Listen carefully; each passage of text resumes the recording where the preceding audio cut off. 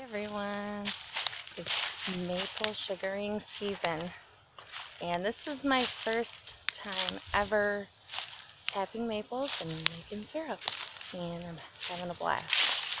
So what do I mean by sugaring Frank style?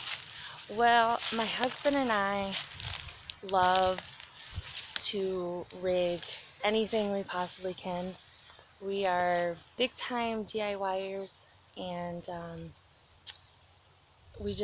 that's what we like to do. So I came up with my own little tapping solution without having to go to the store and buy the proper equipment. So I'm going to show you some things that I did. Okay, this one. So obviously this is a soda bottle. And yeah, this is yarn. And this is just some rope holding it up that I got from the hay that I bought. And what I tapped the tree with is a socket. I took a bunch of sockets out of my husband's toolbox, and I used that to tap the tree with. And it's not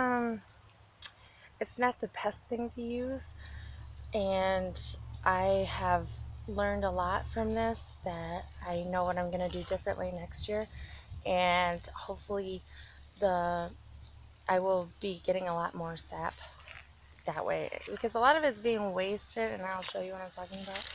This one, I use the cannoli tube. And it's so long sticking out of the tree that I had to rig it with a rope up to a higher branch so that when it gets heavy under the weight of the sap, that it doesn't just slide off. So, but yeah, I've been doing it for, I want to say 3 days now, and I have only collected almost 4 gallons of sap, which might sound like a lot to someone who doesn't know how much sap it takes to make syrup. And the ratio is 40 of sap to 1 syrup. So it takes 40 gallons of sap to make 1 gallon of syrup, or it takes 10 gallons, which is 40 quarts, of sap to make 1 quart of syrup. So it's a lot. And but we're still going. The trees are still giving us sap, and I'll show you what I mean about how the sockets aren't the best thing to use. Like right over here, I don't know if you can tell in the video, see all the sap that is just dripping down the tree instead of filling up my bottle. And neighbors, I normally don't hear people, so that's why I keep looking over there. The reason being is because any little crack that you have around the tap,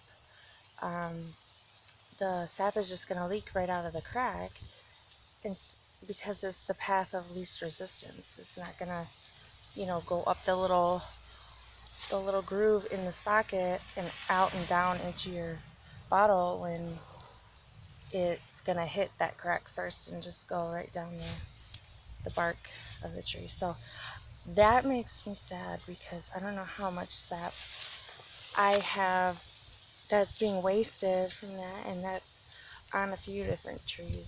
So anyways, so I'm running out of space. I'm running out of mason jars, what I've been storing my sap in, and I'm running out of space in the refrigerator, and you have to keep it cold. So I started This morning I started a fire and it's starting to boil down the sap.